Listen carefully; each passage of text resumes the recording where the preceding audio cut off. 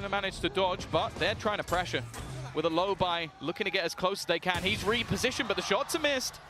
He's now somewhat stuck in the mud, and they're waiting for that rotation to come back in. Shots connecting. Icy found another one, and he goes for even more.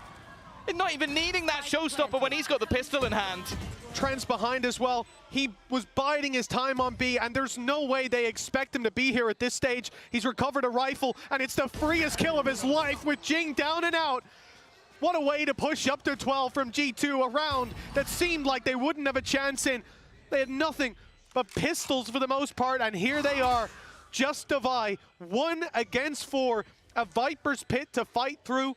Icy, who's popping off everyone on rifles, bar Jonah P, who doesn't give a damn inside his pit, and a showstopper just for good measure. This is a disastrous outcome.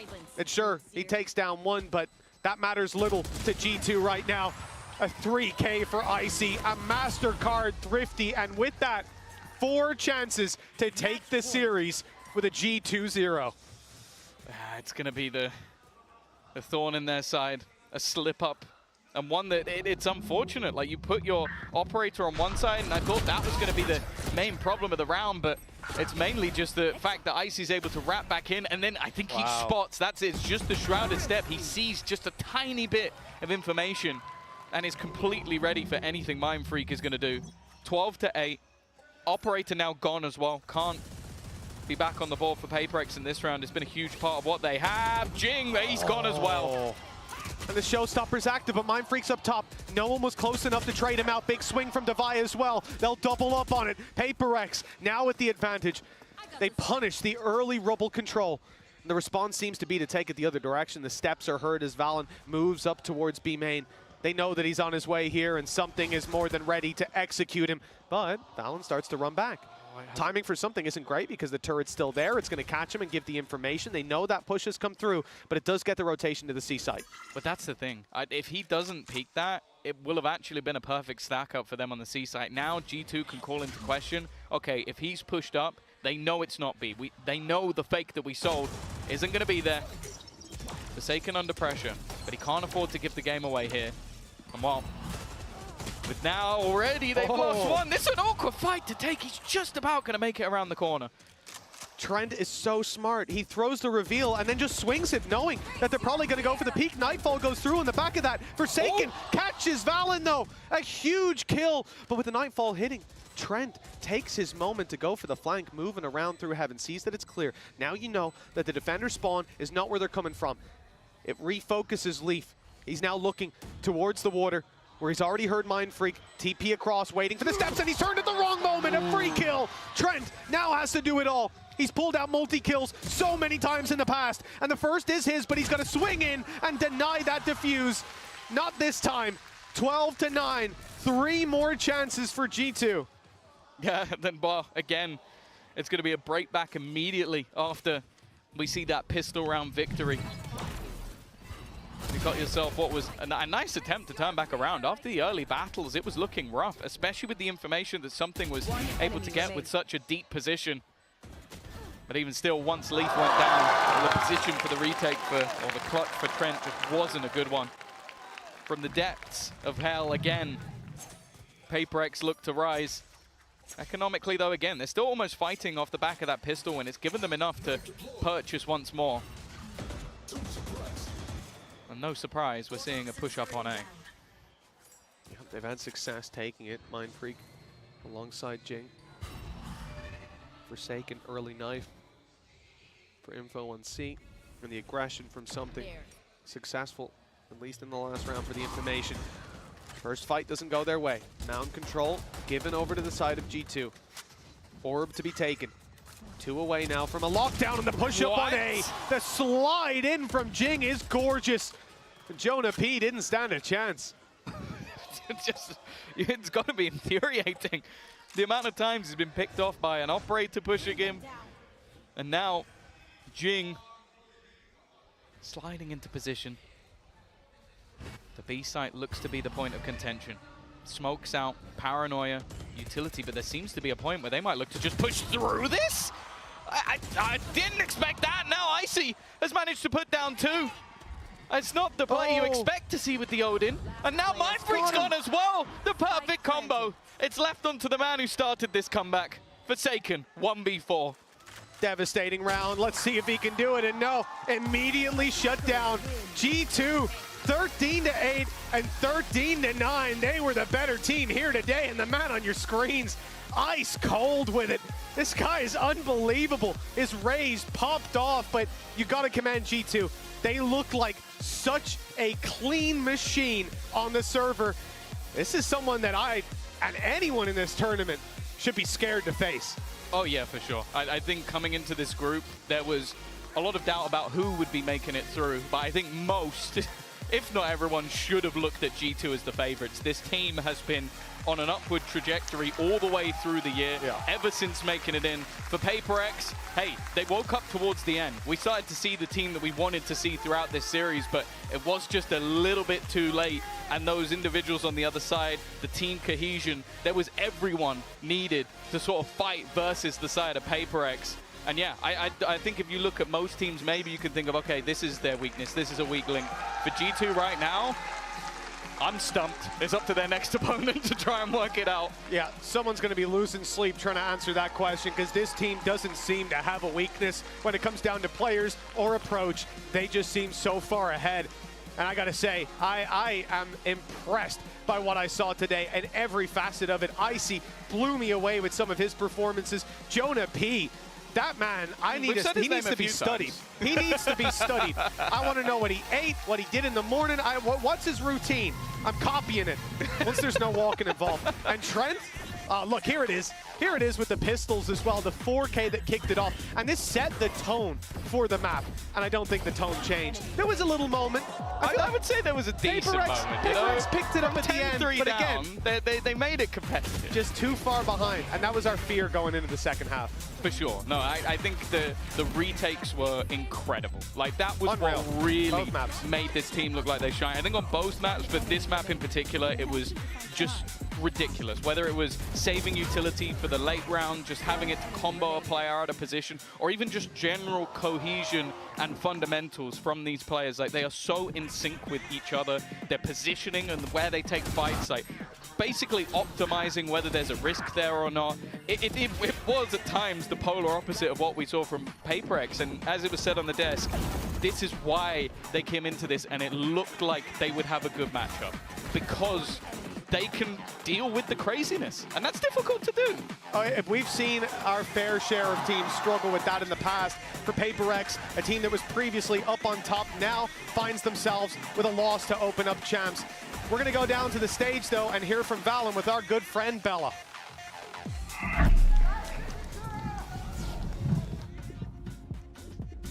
Hello everyone. Welcome to the post-match interviews with your host Bella. I'm joined by G2's Valen. Congratulations, Valen, on your win. Thank you.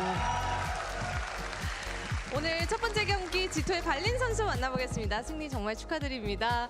이제 유일하게 G2가 어센션 팀에서 챔피언스를 진출하게 됐는데, 그리고 이전에 또 다시 한번 페이퍼렉스를 오늘 이긴 승리 소감 한번 먼저 들어보겠습니다. The only Ascension team in champs, and yet once again you took down PaperX. How is that? How does that win taste? It feels very good to come out for our first match and come out with the victory. We know it's going to be a long journey, but to start off strong means a lot to us. We put a lot of effort and preparation for this match, so I'm glad that it all paid off, and the boys showed a great game today, so thank you to my team. 이번 챔피언스를 통해서 이제 첫 경기를 정말 좋게 출발하게 돼서 너무 기쁘고요. 이제 팀원들도 그렇고 이제 앞으로 이길 경기들이 많이 남아 있지만 첫 출발이 좋아서 엄청 기쁘다고 하네요. 그리고 G2의 이제 아이스박스가 점점점 단단해진 거를 우리가 오늘 경기에서도 볼 수 있었는데, 좀 IGL로서의 발리는 오늘 아이스박스 팀의 아이스박스를 어떻게 평가하는지 한번 물어보도록 하겠습니다. Your icebox has been getting more solid by each game. Yeah. And how would you rate, or what are your thoughts? How confident are you about your team's icebox? Yeah, so we've had some devastating losses on that map. Obviously, some almost 13-0s, like really bad results, but it's always been a top map for us in scrims, so we don't shy away from it. We know it's a good map for us, and we just have to look back at the VODs when we lose and iron out some little details, because it always comes down to the tiny things for us. Right. And from there, you know, we just took it match by match, and now it feels really confident, so I kind of dare teams to pick it. 이제 원래 아이스박스가 스크림에서는 항상 탑픽이었기 때문에 뭔가 자신감은 항상 있었지만 이제 안 좋았던 경기들이 몇 번 있어서 오늘 이번 이제 경기를 통해서도 이제 G2의 아이스박스는 준비가 됐고 다른 팀들도 저 도전장을 내밀었으면 좋겠다고 이야기를 하네요. 그리고 가기 전에 마지막으로 승부 예측 한번 물어보도록 하겠습니다. One last thing before you go, EDG or Foot Esports? I want EDG. EDG? Yeah. All right. All right, good luck to you for the rest of the tournament. Thank you for the interview. 감사합니다. And that was G2's Valen, and we'll have to see if he's right, because we have EDG versus Foot Esports coming up after the break. Bye-bye!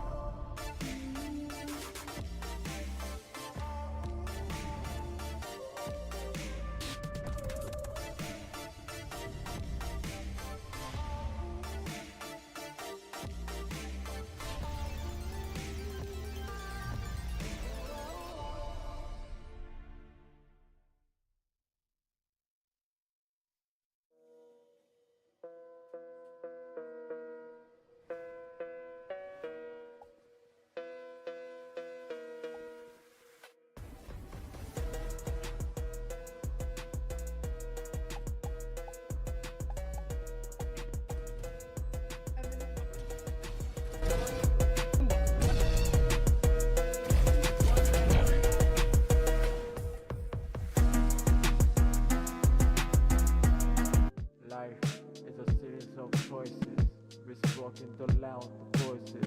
It's perpetual license on the 나 이거 시작한 지 언젠지 하도 힘을 주고 있더니 지금도 뻐근한 내 어깨 내가 지금 뱉고 있는 가사는 대체 뭘 위한 건데 모를 거야 난 평생 내 선생 또 선배는 너를 정내 플레이리스트에 남들과 좀 다른 게 들어왔지 눈에 투면 내 same thing 비슷해 보이는 거 빼고 골라서 선택 It is the mistake For the cash, for the fame 관심 없어 난 내 가사에만 몰입해 계속 work on 믿었어 그럼 따라온다고 자연스레 근데 항상 따라붙는 조바심 내 버릇이 잡아먹는 강박 내 목소리를 팔아 남들 다 하는 얘기 말고 진짜 내 living life 다 끝내 눈 감아 뭐 접어 그 전까지 날 붙잡고 있는 것은 다름 아닌 사랑 It's love What is love?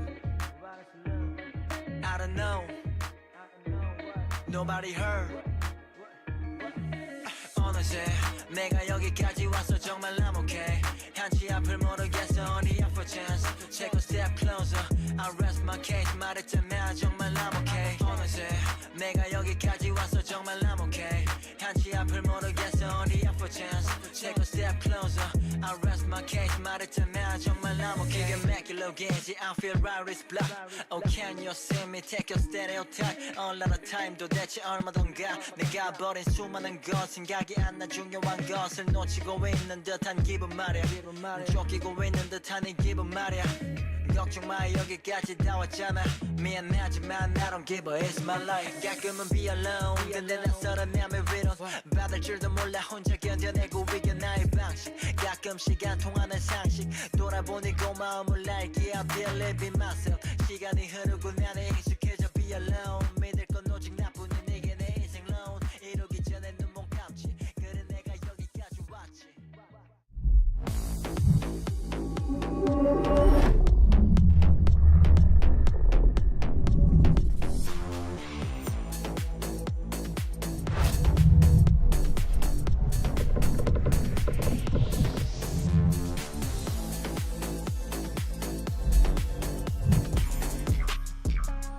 Welcome back to Day 4 at Champions Seoul, our second match on this beautiful Sunday. It's going to be EDG taking on Foot Esports. Of course, Golden Boy here once again, joined by Achilleos as well as Mimi to break everything down. And I mean, before we jump into it though, I do want to do some quick reflection. G2, excellent job from them. Seth, I hope you're okay, buddy.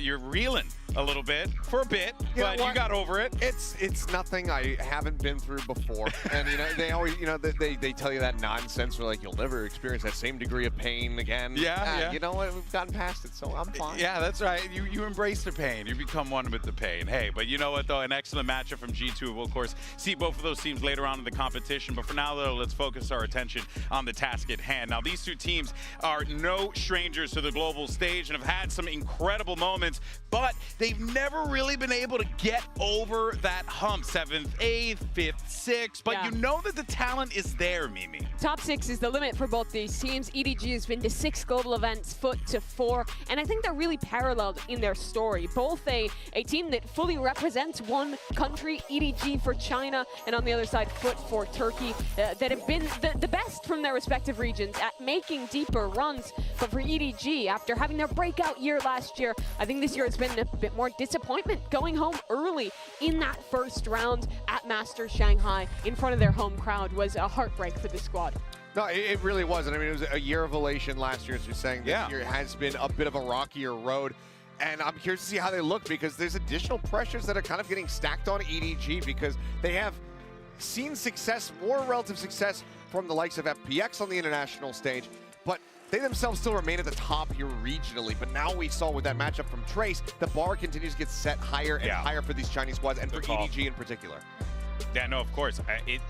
It goes without saying that you have a team in this situation that they found themselves with a ton of success, and it's only natural that when you're top of the mountain for such a long time, things are going to start to fall apart a little bit. This is where we start to see the resiliency we've seen from teams like G2. Let's see that from teams like EDG. And EDG, I mean, they did more than that. They made changes coming into this event for the first time in forever. EDG has always been the same core, but after their first game in Stage 2, they benched their IGL Haodong. He's now filling into somewhat of an assistant coach role, still helping out with this team. They also had coaching changes. After is gone, Muggle is up now as their head coach, and a new player, Simon, has been added to the mix. And I think from watching their games, really reinvigorated EDG. They're back to dominating in China, and while they're still playing a similar style, they're showing a lot of new comps and ideas, at least regionally, and Simon has been a big part of that. Yeah, and I think we've seen that time and time again for a multitude of different rosters, and how long that stretch, how long that reinvigoration can last is a different question, but I mean,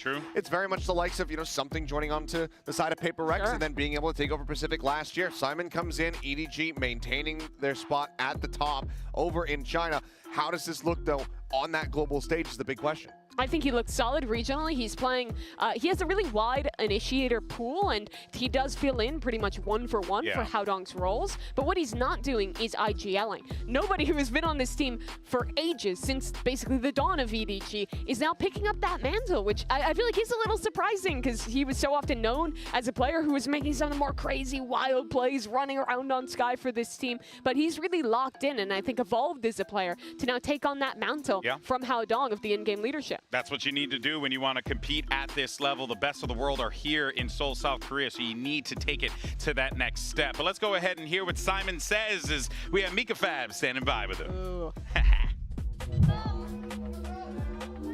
Hi, Simon. Hello. Can we pull you for a quick question? Now, this is not only your first, hi, Kaka. This is not only your first Champions, but this is your first global event ever. So I'm wondering what's going through your head right now. How did you prepare for this day? We have Luna here to help with some translation.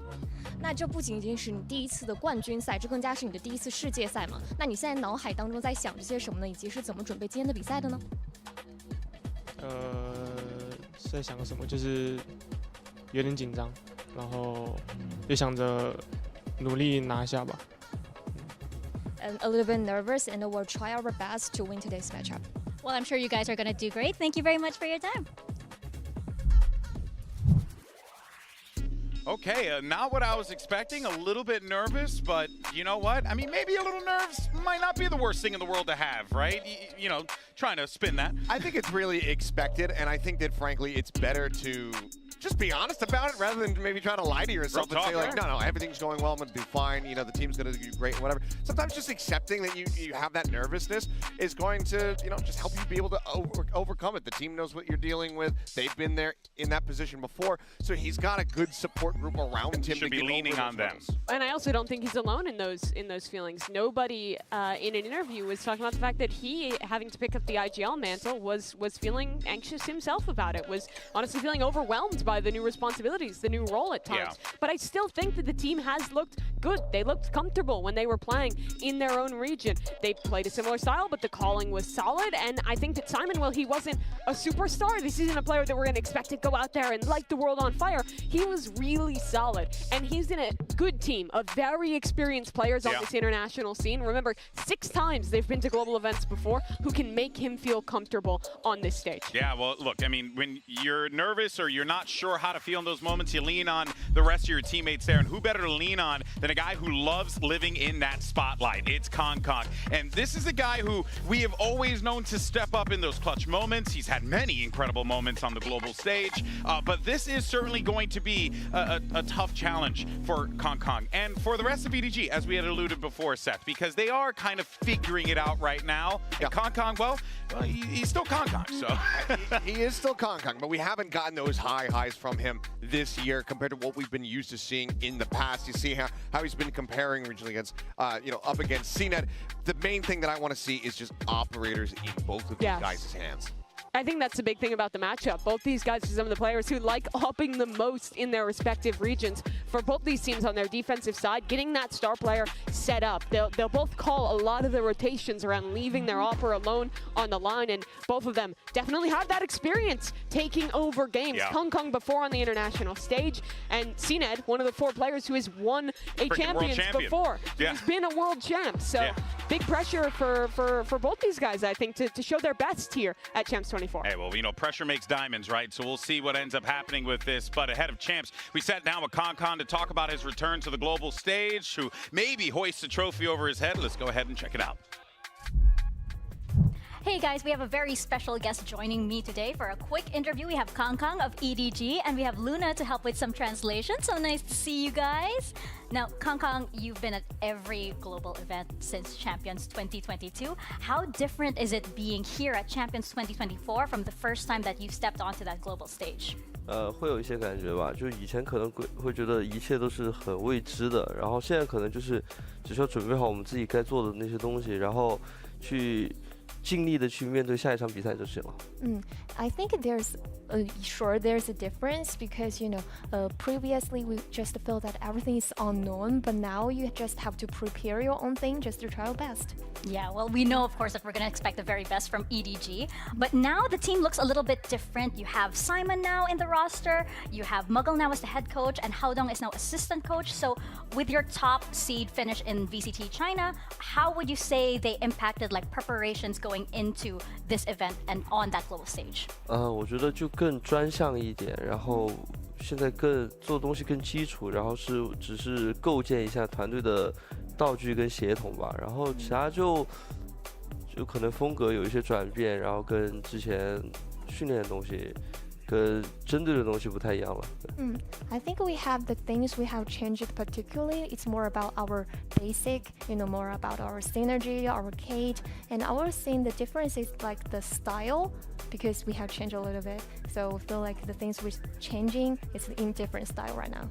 Well, we know that you and EDG, you have a massive fan base. We saw that in Master Shanghai. Why do you think the fans connect to you so much, Kong? 我觉得可能更多的是活力吧。我觉得我们一直以来就备受关注的一点就是我们充满活力，对，所以说怎么说呢？其实，然后再加上可能是舞台上或者赛场上我们的发挥，然后跟表现吧。I think the first thing is about our energetic. I think this is one of the most important reason, and also plus on our performance on the stage or in the server. I think that's why. I think it's also your epic poses, right? You who can forget that.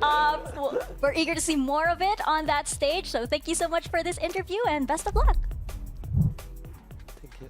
EDG burst onto the scene and really made a name for themselves right out of the gate. Kong obviously being at the tip of the spear when it comes to that. But, you know, I think, yeah, that energy, that excitement, that's what makes this EDG team so excited. And yeah, the classic pose was at Champs, wasn't it? Love it, yeah. I think it might have been Tokyo. Was it?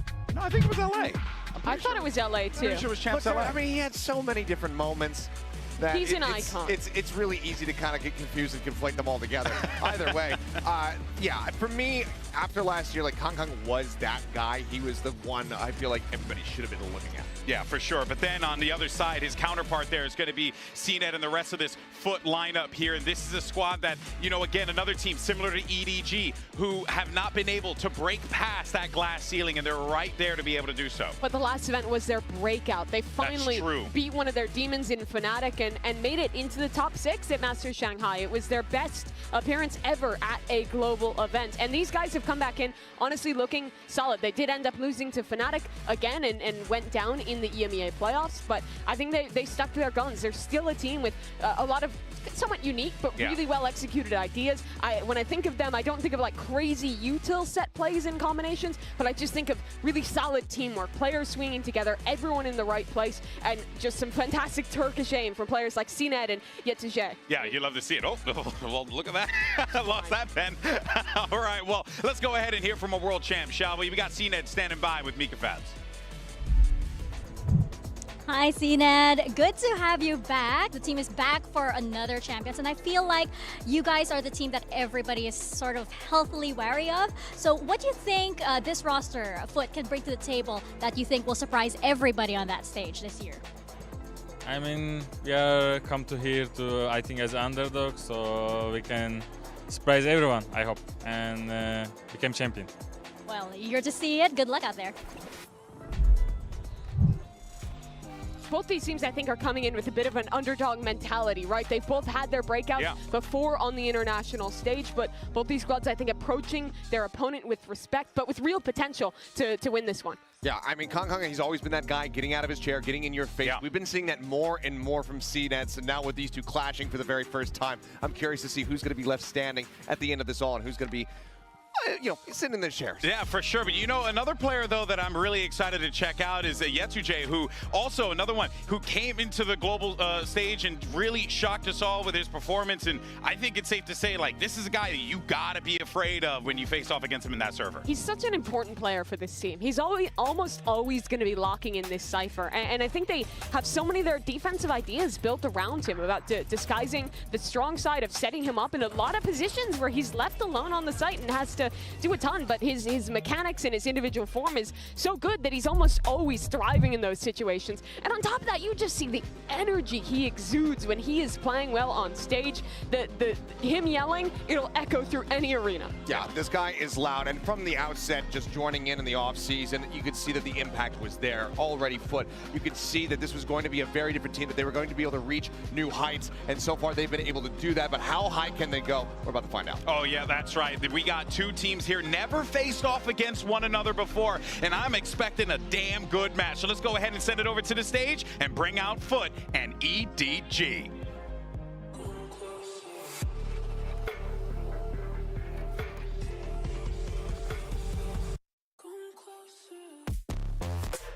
Footy Sports.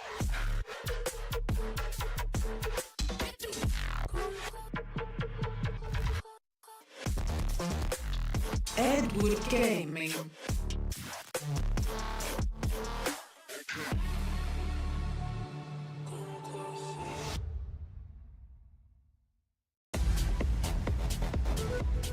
My favorite thing about Valorant at the global level is you get to see matches that you never thought you'd be able to see. You're getting an all-Turkish team going up against an all-Chinese team, a truly international battle, and it is going to be fantastic. Both these teams are the icons of their region for a reason, looking to break out here at Valorant Champions. As we look at the map veto, we're starting things off with, I think, a pretty good one for Foot. They've played a lot of their Lotus in EMEA. It seems like almost every EMEA team favoring that map quite a lot.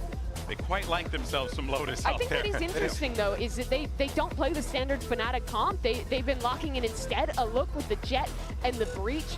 while they have shifted away from like only playing KO, CNET still only plays Jet and Raze for this team. They haven't picked up any of the new stuff with Neon, any of the Yoru ideas. They're very much a team that is committed to their read. Yeah, whereas on the other side, we have actually seen, you know, kind of for some of the first times, Kong flexing over to some different roles, picking up some different things such as that Gecko and whatnot. So curious to see if there's going to be any big changes in the overarching compositions from EDG, where they want to just really force Kong back onto those hard-hitting duelists where he can have that monstrous carry potential, or if it is still going to be a bit more flexibility coming out of this superstar. And even on those carry roles, he's playing new ones. This map, we're likely to see him lock in the Neon, something that we did not really see until stage 2 of VCT CN. They also play a unique comp. They have a Clove in the mix and an Omen as well, playing a double controller with no Viper, maybe taking somewhat of a leaf out of their CN brethren FPX's book, who favors a lot of those kind of like Omen, Clove, double smoker ideas. Mr. Fallen out there bopping his head quite a bit. I got to know what the deal with the the octopus is, but there you go. The lock-in comes through here. You're getting Clove. You're getting Kong on that Neon. I'm excited to see him break some ankles out here potentially, but what we should be expecting with this composition? I mean, the big thing that I'm looking at is going to be Kong and that new player of Simon. That breach is there to help set up the Neon on these pushes alongside the relay bolt coming through. Get those dazes out, get those slides going, and get that pinpoint accuracy on display. On EDG's attack, watch how they'll slowly kind of clear through space. When they go towards A, they're going to smoke close, take that space early with their stunts, and then kind of set it up into a two-stage fight with the amount of smokes they have. Normally, when you're only playing Omen, you don't have that potential. This Clove adds an extra little bit, and you're combining that with the Neon too. There's a lot of cool ideas to show here, and Foot has never played against a comp like this. Oh, I'm excited. All right, let's go ahead and jump into map 1, shall we? And send it over to your casters, who, by the way, are taking a break from getting rinsed on the Pacific servers. It's Brennan's time. I never played on the Pacific servers. I've never been rinsed in my life on the Pacific servers. Yeah, you I'm taking over. No, that's a lie, actually. Singapore servers after 6 p.m. demon time. don't play on those servers. I'm telling you now. We got Foot versus EDG here for our opening matchup, really, between these two teams. The first signs of life that we're going to see at them in champs so far. And there's a lot to talk about, a lot to discuss at the desk. It's already been bringing out, but we are jumping straight into the pistol round. I'm sure we'll have plenty of time to break down all sorts of narratives circulating around these teams. But the big one is that EDG are under a tremendous lot of pressure. They need to have a good, strong opening. They absolutely do. Those Chinese fans can be brutal, and EDG have seen so many other squads from China have success recently. They want a taste of that themselves again. Foot was stacking up over towards C at the start of this pistol round, and it looks like they're playing A towards a bit of a retake setup. Both teams playing a breach, seeing Cracks hold the fault line. Just in cases here, Simon's going to go for that plant. Full stick, nothing to push that away as well. Plant against the backside of the wall, holding the flash as well for backside fight with Kang already in that spot and position. EDG love to get aggressive on these Lotus post plants. Let's see if they got anything clear in the one-way fault line. And the paranoia, right clicks, a bit of panic settling in. Chichu trying to cover it just over the shoulder as well. Kang still alive. It's off to the side here, making sure that he can hold this one back, but already getting overwhelmed and swarmed by the Foot players with that front side control.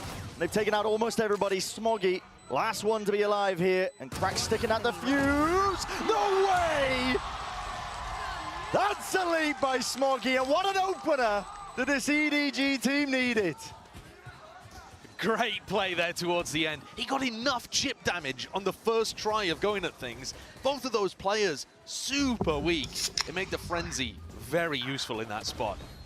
Nice Red Bull clutch that Smoggy pulls out early on. Like you said, very needed. Other than that, their post-plant aggression didn't really work. It looked like Foot's coordination on the retake was working as well. EDG needed someone to come up huge. Smoggy was the man for the job. I'll tell you in general, Foot love contacting around places. It's not a high utility composition that they're running here. You don't have the raise, you don't have the fade, you just got a breach. Yeah. And they normally save that utility for like big retakes or big executes, depending on what side they're on. So there's going to be a lot of raw gunfights happening. And when you have that kind of clash between teams like this, form is crazy important. Whether the EDG and Foot players are feeling it today and can access their full potential. And in terms of the peaks that we've seen, players in this server have just put on absolute God mode tournaments occasionally. See if those individuals are firing off EDG are making this one. It's quite cautious at the beginning into this eco round. Of course, they don't want to give away any lives unnecessarily. Cnade gets at least 2 chances there to potentially rip off some heads, but he's back at the site here, and with only the Sheriff in hand. Shouldn't be too much danger. Yeah, he's cleaned up, so EDG going for that plan at this point here. There's a bit of time as well. I mean, we've already kind of briefly mentioned how unorthodox these compositions are. These teams, Foot and EDG, they have been playing it in their regions. It's not like we've seen this for the first time. No, but we haven't seen them clash against each other. Yeah. EDG's comp, in my opinion, is really attack-sided. Crazy attack-sided. And then when EDG go onto defense, they try to save up, get an operator into Kangkang's hand, and they're like, would you mind winning us a few rounds with the op? Because the actual compositional setups are not that great on the defense. So I'm expecting EDG here to run up the scoreline at least to a comfortable level for them. And if they don't, they might be in a bit of trouble. NVIDIA just going to be going down to the spike here. So another one followed up by EDG, putting that second round on the board. I also think it's really remarkable that, I mean, maybe it's not remarkable because they've got G2 and PaperX in their group, but the community had both of these teams as like 25%ers, 3rd and 4th in the group. Only 25% of people thought that they were going to exit the group, basically, right, for both of these teams. I think this group could be rife for upsets.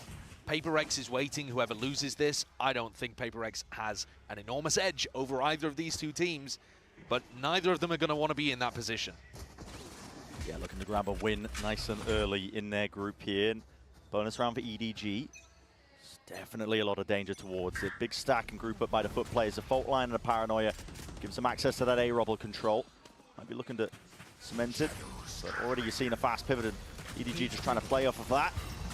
A lot of util being used. YetaJ barely alive, but a stun still applying, and he's able to trade out these kills. Kill trip played off of this guy is electric right now. YetaJ, anchoring player, stalwart defender. And EDG now going to be licking their wounds, I think, looking for options and ways back into this round. Already I can tell that Foot have been watching the VODs. That aftershock comes out from Simon every time, and YetaJ made sure his trips did not get broken by it. That was massive. Now Foot just hold, waiting for it. Signs of life contact, the head's just peeking up and over. Ripped clean off. Such a clean round, and so important for Foot to showcase early on in this defense half that they can hold on to a site when there's only one player and, a flood coming through. It was just YetaJ there. Adacaptain comes to try to reinforce. To be honest, Kangkang should probably be favored in that kind of situation, but if YetaJ's hitting, I guess the stun is cosmetic. But yeah, pay attention to where these trips are, because Simon's aftershock is supposed to break those trips. And YetaJ is putting them down in spots that'll avoid that. And now Robinson into the skirmish, both of these teams, but nobody considering that Chichu could have already got past that line with the TP, with Cnade removed. Robble control going to be made that much more easier here for EDG. I think it's going to be a mistake for Foot to opt into these Robble fights. EDG's composition is much better in those spots. Yeah. Like we were already talking about, I mean, the utility that Foot have to work with is pretty low. In terms of if you're trying to go, pound for pound against this composition that EDG have, the double initiator, the duelist. Neon stuns are just brutal for trying to find that one early. And a contact reclear is called here by Foot. Had a captain just hold under one line. YetaJ. He's got a good idea. Very good idea. Just sees the jiggle as well, but already gives it up, doesn't he? Spoiler. And already stands up, gliding forwards. Kangkang can't follow up. Out from mounds and ducking, weaving, dodging YetaJ only with the 2 before the trade comes through. Still, 2 left to stand here for Foot, and that does give them chances and opportunities, but they want to make their way back over towards A now. EDG.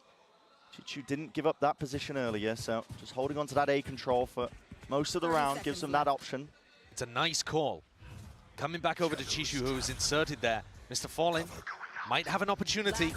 Shut down. Yeah, crosshair placement just wasn't quite there, already adjusting. And that should secure the round up. We'll have to be keeping an eye on these kind of mid-round calls that are going on for EDG.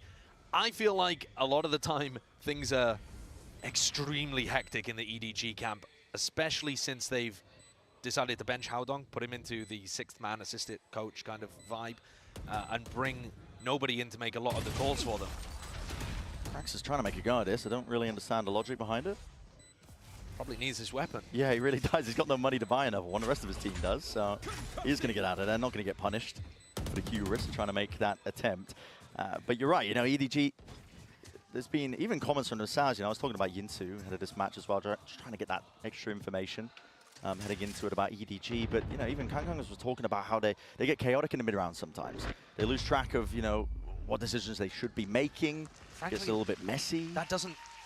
That doesn't surprise me whatsoever when you put a player who's known for his unorthodox plays and strange read on the game and feast or famine play style, and you put him into an IGL position. But it feels like ArunjeanAJGamer are just trying to figure out what their mentality is, what their ethos is, their style of play. All right. CNED's going to pick up an operator. Go to look for an early pick out here towards C. Got to imagine there's util to push it back. Yeah, I mean, they have boatloads of it, but okay. Unscoped as well. That is so damn dangerous, near-sighted just by the Prowler. Was not broken up by ArunjeanAJG. It gives it full sight over towards the C-mound angle. Door's going to be even opened here, not even contested, at least with that Nightfall. Scatters its way across. There's no follow-up, though, with the wall in their face and the haunt. And the Paranoia, plenty more where that came from. EDG garner and gain that access into the C side, but the question is, are they going to come out unscathed? They need to get this plant down. Plenty of shots and opportunities handed to CNED, but he's not quite grasping any of them. Damage done to Smoggy. Not quite the kill he was looking for, though. Still has the Blade Storm, so the retake potential is there. That was a hit. He's definitely making a decent go of it. Teams grouped up now. 5 versus 5 onto the retake. Backside control. Aim to be held. Kang. It's an off angle. Just down onto the ramp as well, but he needs to land it. Shot down with the rest of his team. It's Led just firing through and follows through with the kills. Beautiful work by EDG. Very nicely done there. EDG, when I was watching them in China on this map, they loved fighting aggressively in the post plant for waterfall control. This time, they planted, but they all stayed on site. They didn't push for an extra piece of map control, but they also didn't back off over to Mound, which means it's massively important that you stand your ground, hold crossfires with each other, and hit these important shots. That's a really crucial one to take down CNED, who had knives online. This is putting EDG well ahead now. Right there. Yeah, ults are starting to get generated already. See the Rolling Thunder. Simon holding on to it. And Captain's the only one to hold back this A approach. It's a weaker buy by Foot. Yeah, the attack side operator is now coming out as well. Kangkang picking that up. They tend to play a lot slower when Kangkang is AWPing. Foot just trying to abuse the fact that there's no Sentinel on the side of EDG, but Smoggy will happily fulfill that role. Even just with the raw aim and gunfire. I mean, listen, there's always danger. The Sheriffs are in the hands of these Foot players. They're demons with it, but it's all cleaned up. Safe pair of hands of Smoggy. It's pretty nice for the next round. You don't have Breach Ult, Clovault online. Smoggy can go really deep off the back of it. The last 2 players as well. Caught off into the corner. What? Whoa, cracks! He's given it the lifeline and a chance, an opportunity that it's just opened Pride. Wide open, 5 health though to his name. It's a 1v1, isolated down in the blink of an eye. Expecting already the cross-up from Smoggy, the pre-fire, no. But my God, did it get dangerous. There's just a taster of what this match might end up devolving into. Listen, man, I said it could get dangerous and they got the Sheriffs in their hands. It's absolutely bonkers what these players are able to do with light weaponry. I mean, the first shot is labored, but onto nobody and onto Simon. God and almighty. it's so clean. If Captain hadn't let face first into the aftershock there, they actually could have had a 2v1. Maybe secured the round. All smiles on the face of Kangkang, though. He's taking it in his stride. No worries, guys. Foot are going to take attack time out here. This side is going to be very difficult for them. I really do believe that EDG's composition is massively attack-sided. And when they have ults online like Clovault, Breach Ult, it's just going to be so difficult to hold them back. I think Foot should be aiming to put a little bit of pressure early and then fight a kind of rolling retreat as they back up and then play retake onto the sides with their own breach ult. It's really important, though, that you contest EDG early on because you want to drain them out of utility. You want to make them use the breach ult. You don't want to give away that you're just playing full retake setups. Otherwise, they're just going to walk in and then they have all the ults for post-plan. Yeah. So I would like to see, we can see that CNED is picking up the operator. I'd like to see CNED try and take an aggressive angle. You know, maybe over towards C, maybe even fighting from the kind of A site kind of area, but something that forces out that breach ult so that then his team can play retake. It's just so important that he at least creates pressure and then gets out alive. And that's a difficulty, I think, for Foot as well. Their composition is... It's hard to walk that tightrope of not over-investing into some of these fights. Seen it again.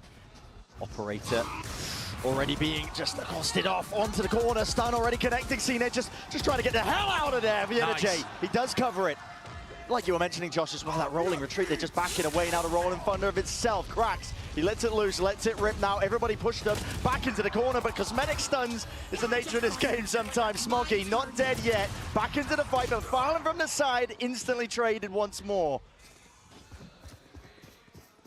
And a pause, scatter running away. EDG, they want to try and make their mark. Moves over towards the A side. CNED, he's fast onto it, but players up into his face as well. Up and down the ropes, they're making this one dangerous and awkward. CNED's lucky to be alive. Spike planted. Bit of calm for once in the middle of the round. Foot sure to play this one together. Holding just in case. Flank possibilities, but a contact peek, doubled up, not quite ready for it. Seen it again, missing the shot. This is many opportunities now that he has missed. 2v3, EDG, smoke in their face. Chichu could cross this one up as well. And for Foot, the pressure's on them to try and push past this one without a captain low. Horns not seeing too much, jumping peek, swing is there. Yedaje finally, but Chichu contains 1v1 and a tap. Issue has forced Chichu though, ice cold, backs away, knowing Yedaje is not playing towards this one, and there's a 1 round out. Beautiful work once more, 4-piece to finish and wrap it up. Immaculately played clutch there by Jishu. He really had all of the info, knew exactly that Yedaje was just going to be tapping on that first one. There were so many missed opportunities there, though, from both teams. I'm talking about the form of the players and seeing which team's sharp. There were so many spots in that where there was missed opportunities. CNED probably should have died way earlier on if we're going to look at who had more chances to kill each other. But EDG continue this spiral up and onwards. Can't be stopped. No. It's relentless. Nothing to break the haunt either, so again, peace of mind granted to EDG. They're giving up that front section of A. Once more, it looks like a bait and switch setup where CNED's designed to take contact, dash back out, and then play in at a captain and Yedaje. Very similar to what he did on B. This time, Kangkang's not even in the right area of the map to take that carrot on a stick. Poison carrot on a stick, I suppose it would be at that point. Smoggy's task with just holding down the flank here. Falling and cracks, not too much in terms of the weaponry that they're holding on to. Trip broken. Prowler out too, just trying to bait out the potential of that trap play. Gliding and sliding, Kangkang. Listen, he's not going to take no for an answer. He wants this sight and he wants it now. Brilliant way of using the Neon movement there against the eco round. It's so difficult to hit Sheriff shots when the Neon's running at your face. Oh yeah. And then wiggling around on the floor. Smoggy just catching that contact on the players as well. It's a little bit disjointed here from the Foot attempt. It's not going to be able to get this one over the line here. For now, EDG are in full control, 7-1, and now is a great time to just to bring up, you know, talking about the pressure that they had. I think coming off the back of that Shanghai performance, obviously the expectation is going to be much heavier, I think, when it's in their home region playing that tournament. 2 weeks back. But they bombed. They did bomb out. I mean, yeah, they didn't even have one of their, ooh, they look good, but then they don't make it. Yeah, it was completely flat. It was extremely flat, and the Chinese fans wanted more, demanded more, and made their voices very heard. And so you got to expect that was one of the reasons why EDG ended up making changes. CNED tries to get value again. And this time will succeed. Plucks Smoggy out of the picture nice and easy. And a wallbang through onto Simon there as well. Yeah. Look at the health, 15. Unfortunate not to get a collat. But that is exactly what Foot were looking for, honestly. The first kills have not really been going their way. Prowler again in the face with the op shot fired off. They now know exactly where CNED is. Kang scored up, chewed up. At least by the trap. Farlin in a bit of danger. The paranoia is good though with that connection after shot. He's going to be dodged. He needs some help from the rest of his team, and the overdrive is just swatted away. Kang does not stand a chance, but Simon quick on the next approach. We'll trade it, slowing it down. Patience has to be played now because it's still a 2 versus 4 for EDG. Risks might need to be taken.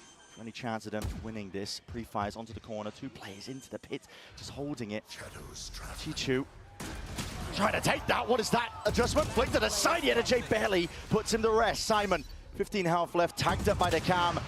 Not long for this world, and so Foot finally going to be able to get another one on the board up to that second round. And that's a massively important one for Foot. They're very, very good on Lotus, so don't get too worried about them just yet. But if they end up going down 8-1 and their economy's broken, doesn't matter how attack-sided EDG's comp is, at that point, you've set yourself up for a very, very rough ending to Lotus. So that's important, stabilizes the economy, gets them into a decent spot, and they know that CNED can find those opportunities with the op. It's just about putting him in the right place, trying to figure out where EDG might go next. And EDG are headed towards A on that classic rubble kind of fight again. This point pretty much being handed over for free. CNED again. He's going to make another go of things, isn't he? This is where he found success last time, just peeking through B main. May catch nobody. Jump spot. Does he hear this? Pre-aims.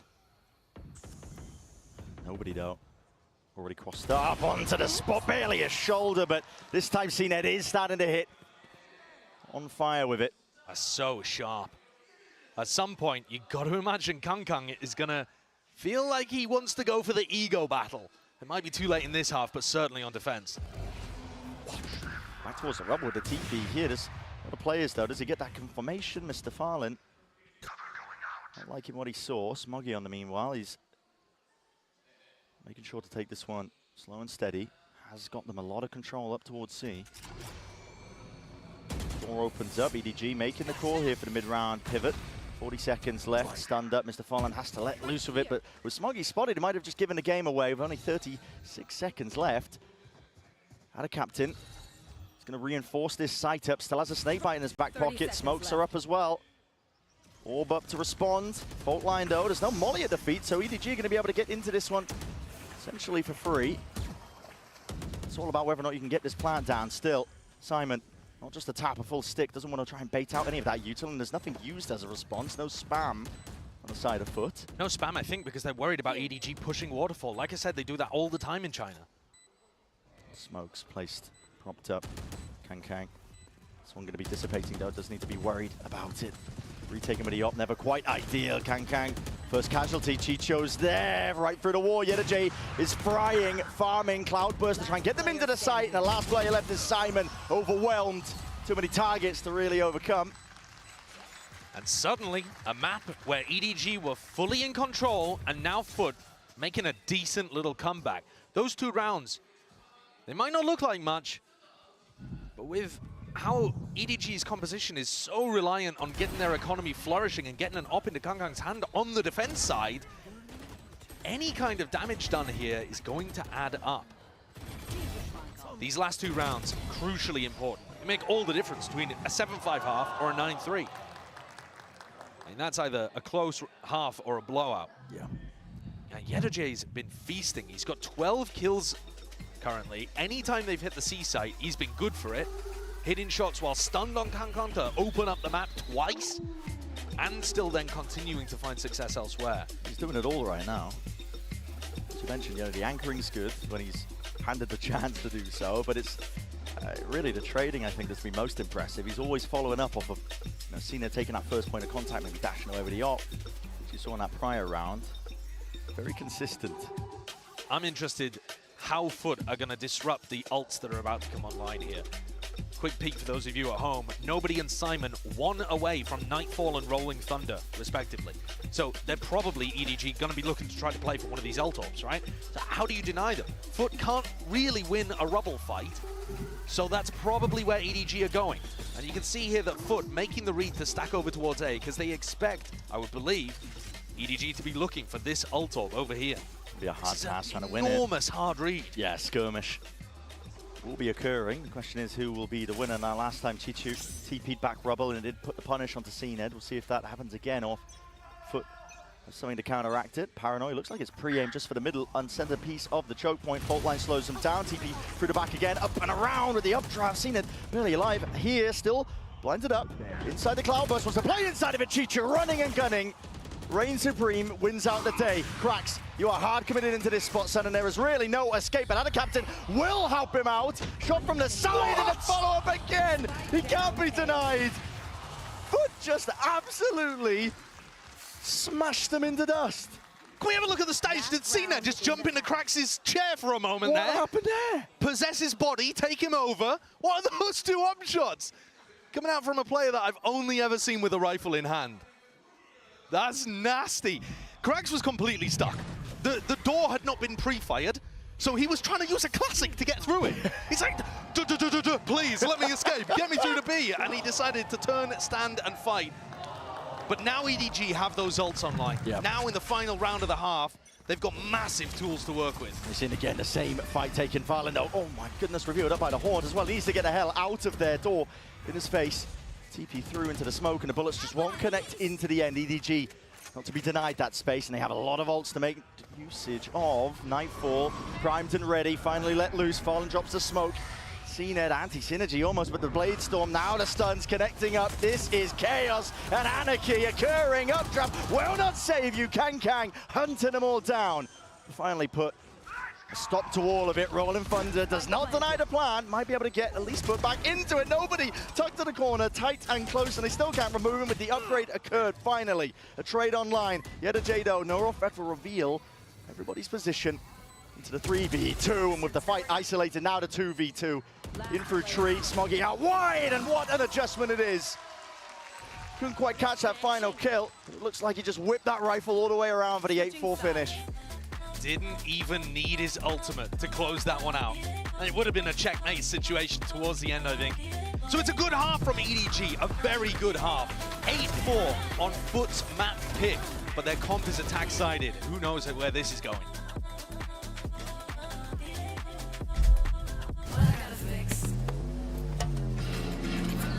Oh, come on. Trade in any phone in any condition guaranteed and get $800 off the new Galaxy Z Fold 6. Only on Verizon. Red Bull gives you wings.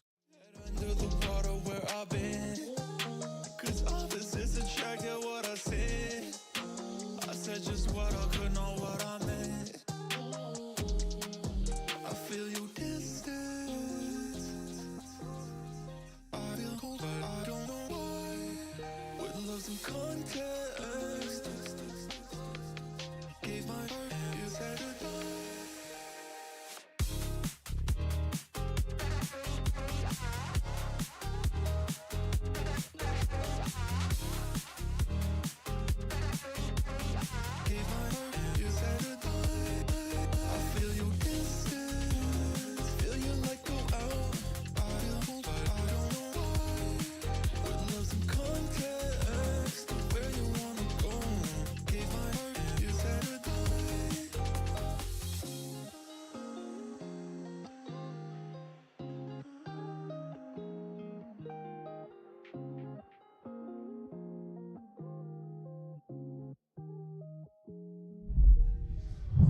Well, Edward is definitely gaming at this point. I mean, 8-4, like we said, you got to come out the gates swinging at this event just because of all the expectations that were laid onto the shoulders of all of these young players. But they are turning up to the challenge here against Foot. Still, there's all these, question marks, I think, when you see two compositions clash on a map where, normally the meta is set in stone. And these are two different, very, I guess, identities that these teams are trying to go for on this map. Absolutely, and EDG's composition, it does struggle on the defense because they can't occupy 3 sites at once. They don't have the Sentinel, they don't have the Viper. Now, in China, they left the C site very, very weak. I think now you're seeing them leave the A site weak on the pistol to avoid that anti-stratting that Foot would have done. Does Foot care? Are Foot going for the C site? No, not at all. That's all 5 players grouped up. But I think EDG are going to end up on attack here. Flipping the map. YetAJ. This guy is about to be receiving either a world of hurt. It might just win the round for them single-handedly. He's the one who's got to try and lock this one down already. Early fight taken and almost lost out. Kang drops him down to at least 11. And a slight tuck into the corner. No way. He dodges the bullets. This guy is a fox in the pen, but he is going to be spotted and finally rooted out. So there's our first kill advantage. EDG, maybe something to work with. Door again, opened wide. Molly's a little bit delayed and laid out here. EDG are winning this one with a massive player advantage. Mr. Fallen and Seen to do the most here, leaving it just down to Fallen. And now overwhelmed at the back. Knives are out and swinging. We are getting scrappy. That's a major pistol round for EDG to be able to get. They played it really nicely, but there were so many spots there where a Foot player could have had impact. YetAJ tucked into the corner, couldn't do anything. Great shutdown from Kang. And then also ArunjeanAJGamer, another spot where Kang probably should have died. He's vulnerable, swinging through, but ArunjeanAJGamer can't get his weapon out in time. Foot letting that one slip a little, a fumble that they can't afford with only 4 rounds in the bag. EDG, this is perfect for them. Again, their defense strategy revolves around getting an op into Kang's hands. Winning the pistol, you're loving that. Yeah, you're going to be able to get your economy flourishing.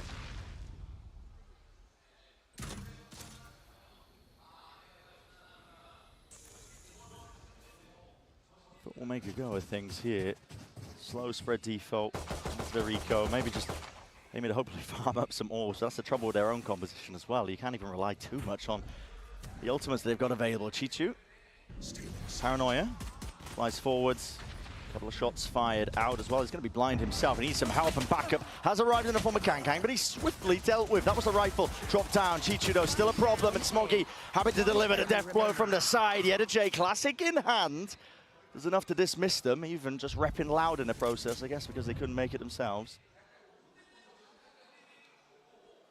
Weapons down over towards Rubble. If he had the spike, this would be a great situation to threaten that he was heading off elsewhere and go and try to pick one of those up. But like you said, where is he going? But where can he go?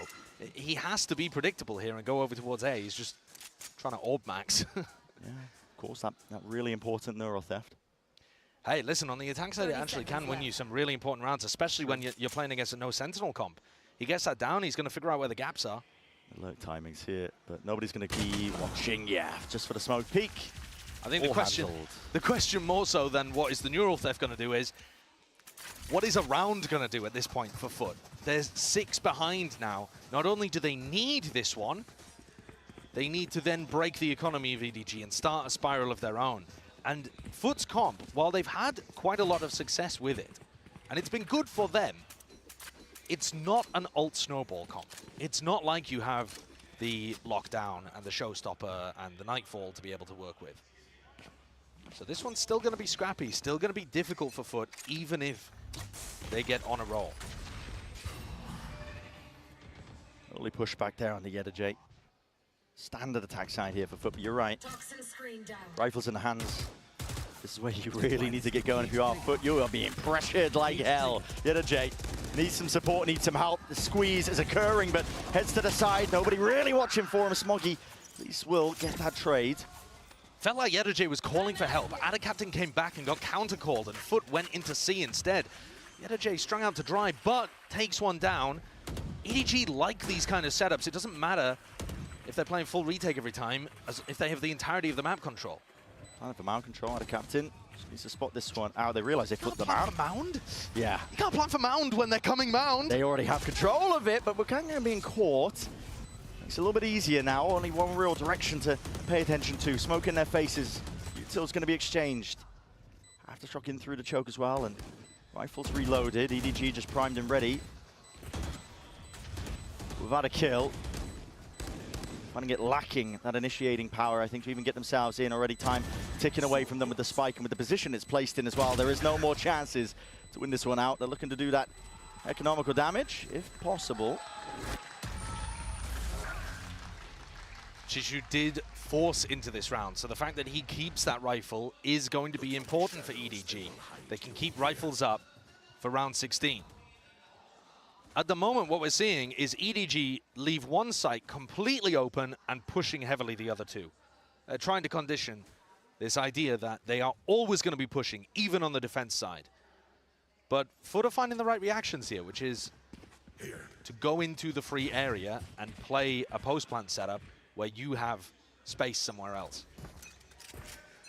As long as EDG just make it incredibly obvious of what they're trying to push and fight over, FUT's decision making is going to get that much more easier here. Kankang though, pushing his way up, fault line, does catch, off onto Mound, he needs a little bit of help here, he's quite hard committed. They heard a TP, they think it's in the one way, but Farland's already crossed up. FUT at this point can tell it's not the same as the previous rounds. Prowler's coming out A. A peak call here by nobody. Side by side with Simon. Aftershocks there, takes a good timing with it right as the wall was going down, so FUT actually don't get any of that space, but on the opposite side of the map, that's Smoggy gone taken out. I mean, that's through a smoke, surely. Not too sure, but a decision's now made here. Down to that 50-second mark, Chichu cuts it up onto the corner, Neurofeft. If they wait this one out, they will spot him. Paranoia is going to be forced as a result. Chichu knowing he can't play there, repositions, backs away. EDG is split up though, they can't hard anchor onto this side, and with that util saved into the back pocket, Rainy Day, it's called for. FUT starting to barrel their way through and over onto the seaside, but they made it quite obvious at this point. 30 seconds now, EDG getting some bodies into the fray, into the fight, but it's still that 3v5, and Krax is not pushed back from that plant. Sows into it, flash to at least get Chichu and playing inside. Cam up into his face, can land and adjust the shot in time. Seen there dropping him, full control towards the back of the site. Need a miracle from EDG, you need mistakes from FUT. Stun into the back, there's no swing attempt off of the back of this here. Almost lining up for some sort of potential from nobody there, but FUT once more gonna walk away with another round and starting to string them together at this point. That's 6 on the board. And you're seeing the weaknesses of EDG's composition on the defense side. There were 2 players there ready to anchor the site, but they can't really do too much. Chishu's already used his paranoia to try to get out of the really uncomfortable spot he's in, and that neural theft that you were poo-pooing earlier on came through fairly handy, didn't it? It did help, yeah. It also gave them an amazing paranoia that knew where both players were and blinded both of them too. FUT are back into this game. Cage trigger. Interesting. That is real interesting. Disguising where you put the cam so that it survives for a little longer. Yeah, it's a real interesting way to take that C mount control. Early fight there, taken. Kankang, I believe, had the Marshal in hand. Just to see if you could potentially get that first kill advantage on their own half. By EDG have stacked this one with quite a lot of players. CNED is aware of the possibility, and even just pre-firing into tree. Won't catch this guy sleeping, not right now. Yeah, he is popping off after a relatively slow beginning. Smoggy going for the peak. Don't use that ult. Yeah, do not use that one. Save that one for another round here. This is a close and shut case here for FUT. If we want to talk about the ults just for a second, while Smoggy has his as well, it's going to be very difficult for Smoggy to find good opportunities to use that. If he gets picked in a spot like this, even if it's rifles online 5v5, he can't sprint at FUT out through mount. So he's kind of got to save it for retake scenarios. Yeah. And what we saw from him on the attack side is, often, if things are going well, well enough that you would want to use the ult, then you didn't need to use the ult. Kankang finally gets op in hand. The economy damage that FUT did early on and the fact that they've been winning these rifle rounds has stopped Kankang from getting that weapon that he's known for. He is a sniper at his heart. He's picking it up and playing over towards A. The amount of targets that are going to be afforded to him, few and far between. It's only ArunjeanAJGamer, and he's not really going to be choosing to opt into that fight as well. The horns and the stun will push him away. Smoggy willing to disrespect control over towards C Mound. TP across again. Cloudburst and a flash over the top. This is a beautiful takeaway. You need to kill Smoggy in this spot. He's getting away with murder right now. Only 4 bullets left, but will he opt into using the ult to get back into the fight? Doesn't look likely. CNED's got 2 health. What a whiff from him after he's been playing so well this map. Yeah, real scrappy. Oh, they know he's there. Messi! Nice cue, given away by the cage, and Simon gives up his life. This is all over the place at this point here, but Foot are still in that driving seat despite the damage done to CNED and Ada Captain. EDG need a huge play from somebody now. And Kang, 1 kill offered up. Question is it even enough? Farland, plant, stuck and committed. Extension now into the round, into the post plant. Paranoia is set up, Prowler as well. That gets the confirmation and acknowledgement, but a shot missed. Overdrive round to the side in the corner. No one to play off of it. In for the back of the side, lining them all up. Kang with 3. Nightfall is beautiful. Cracks. Last one left, and he is gone. They needed a miracle, and Kang delivered. Of course it was him. The op shot on the entry, the pop of the overdrive, following up off the back of his initiator utility, and dodging that breach ult. ArunjeanAJGamer got completely stuck there. Not a great post plant setup either from Foot, trying to play very heavy on-site against that Nightfall. Difficult to make that work. But there you go, as soon as you get the op into Kang's hand, suddenly the defense looks like it works.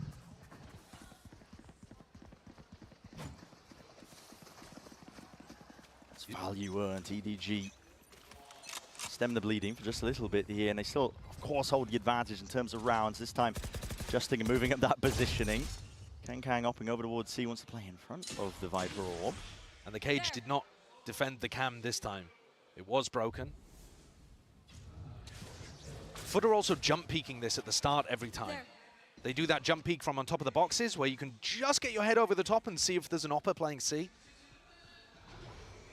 In the decided meantime, to go A. Yeah, full control over towards A, but the question is, can they clear Chichu? Cloudburst, it's an intelligent way to try and get your way and slip past into the side as well. Chichu still set up, still lands 2! My goodness, he was under a tremendous amount of pressure. For EDG now, that lifeline is delivered, and this could be that 12th round that they were looking for. TP, evacuation, back and away, pit into the post, and Smoggy's fast, rapid into it, ult, not dead yet, he's back into the fray, back into the fight, pressing forwards, that is absurd. Sees though, connects onto the feet, and Ada Captain rooted to the side, needs that bailout fun, spraying and praying. Kang left alone now, in a 1v2, just the operator in his hands, you might have to call this one quits. If he goes for it, he won't be able to buy an op again. EDG are at 11. They're already in the lead. You don't need to take risks like this and potentially lose a weapon that's so important for making your defense function. So as heartbreaking as it is, he's got to just let this one slip away. ArunjeanAJGamer is creeping. He's hunting it out. He's hearing. Yeah, but the question is, will they be able to catch him? This guy is going to be lightning fast, getting all the way away from them here in the sound cues. Got to keep the op.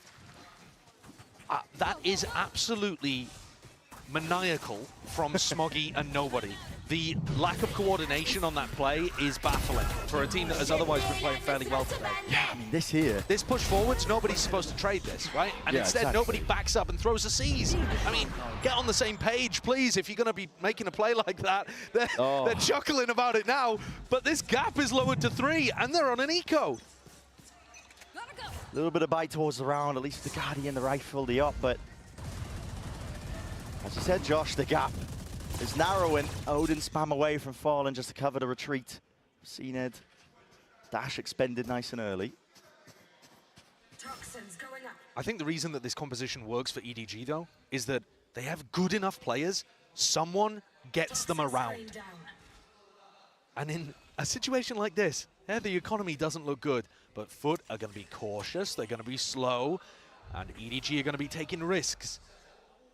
You will often see Thrifties converted in high-pressure moments like this. EDG already trying to set themselves up to succeed. Looks like they wanted to commit to a push deep out here. Up onto the site, this is full committal occurring. Nobody right into the back of the site. Classic in hand, and Chichu, this position right here could do some damage and potentially cause some harm, but really no worse for the wear here from the Foot players. They do survive and get that plant down for them. Planted. With a difficult task ahead. And a question of what they really want to commit into this one. With Simon's ult in the back pocket, do you save this one still with the gap closing? Swap around with the weaponry. Rifle now into the hands of Kang. Smoggy holds the approach. Perched up, gliding forwards, an attempt to play off of that util, but now the counter spam How do you get the op out? And the counter play, how do you get the op out? It's hard committed, deep into the pit. Simon, where's this flash landing, man? Flicks it up to the side as well. Time is ticking away from it. Will collect at least the 1 kill, but the peak of the util is perfection. And right from behind with the wrap around, the op will not survive another day. Up to 9 now for Foot. The gap now just 2 rounds away from equalizing. That's the risk of taking a weapon like that, heavily committed into an eco situation. You're unlikely to win. One player's coming in there without a weapon in hand. You don't want to use your big ultimate on Simon because you want to save that for the future. The same logic should apply to the op. So all right, they don't have that to work with. Can they make the ult work for them? The gap closes to 2. C completely open. I mean, look at this. The defensive side has holes in it every single round. Insanely as well, this hard read. I don't know if it is a hard read, but Foot just already making a move over towards the C side. J wants nothing to do with the A contestation. He can feel the pincer. They tried that move on him before. He's not going to fall prey for it this time. He survives and tries to play for his life. So last time, they also planted towards Mound, didn't take any spawn or waterfall control. Doing it again. This time trying to play for Mounty here. So many footsteps, J, you absolute madman. Paranoid up though, blinded, he needs some help, and bailout will be afforded and wrist played. Now as the squeeze is coming in, Rolling Thunder at least to relieve that pressure. Smokey is ridiculous. Can't quite squeeze himself right through the doors. It just closes shut between him and the site. It's going to be flipped around once more. Foot though, only 2 of their players surviving. One way's blooming and blossoming. Foot are scrambling now. Players rummaging and rumbling towards the site. This is just absolutely absurd for Fallen to deal with. Damage done. Dodging and weaving. Phantom in hand. CNED last one left, but not for much longer. I don't understand how Foot can have seen that exact idea come out from EDG before, recognize it in the first 10 seconds of the round, and decide to fight Mound control. It's perplexing. That's bonkers to me. Yeah. The door's going to get opened. You're going to get pushed from the back. Why not reactively yourself push forwards and plant for spawn? Go and take spawn control. Go and take waterfall. Plant for those positions that you can fight over. And instead, Foot are getting caught both times, planting for Mound and trying to control that area, playing exactly into EDG's hand. That was the round they needed to put them onto map point. Forces the timeout now from Foot. And I mean, guys might just be saying the same stuff that I am, which is, guys, what on earth are you doing? Flip the map. You know, go and take some of their territory. You know it's undefended because you know they're all behind you. A back-to-back tactical timeout. Back-to-back timeout? EDG also taking a tac timeout off the back of this? Not too sure. Could be some confusion from us in terms of actually who initially called it, but possible. Sure, we'll get it cleared up. But it's looking long. Yeah, it is looking long, isn't it? Yeah. Says EDG timeout. Yeah, there you go. Okay, well, EDG time to up discuss. Yeah, I mean, they probably need another strategy here, right? Foot are gonna learn from their mistakes. You can't just run the same push out B, push out A strat to get to 13, probably. So what do you do to be able to get over the line here? They've been winning about 1 in 3, 1 in 4 defense rounds. I mean, 1 in 4 puts them at overtime. The pressure is settling in because EDG, they do just need the 1.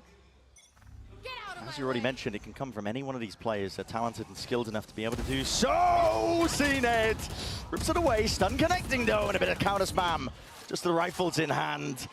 That's nice work. Spike's gonna be dropped down hard, committed and past that point of really no return. Foot though, have to make some compromises. J opening this door with a paranoia swing. Rifle play, J. This guy is a menace. And he is gonna save the day, isn't he? Simon quick on their trail, right from behind. Will Foot make the same mistake again as the doors open wide? Gotta flip the side, and this time they do plan towards it. Yeah, now they're planting towards spawn. But Mr. Fallen doesn't feel confident about getting over there. He has a teleport. They've actually planted for spawn and playing waterfall, and no one's playing spawn. Deep Sea's close, Haunt as well, smokes in their face, EDG, chances, nobody's primed and ready, and now the ult's let loose. This guy might have found that chance, follow the trail, and you might be rewarded just with the map win, but as it fades away, classic in hand, you gotta be kidding me. You gotta be kidding me! Nobody! My God! That's how the map finishes! ridiculous fashion, EDG take Foot's pick of Lotus. It could come from anyone, it could come from anywhere. I think the C's that he threw pulled YetaJ off the high ground. There's no way. I think so. There's no way. YetaJ ended up being dragged down to the floor. Listen, that's a 0.25 in YouTube jobber if I've ever heard one, but that's map one wrapped up. What a series. Electric all the way through. And guess what? Plenty more maps left to come potentially. We'll see you soon.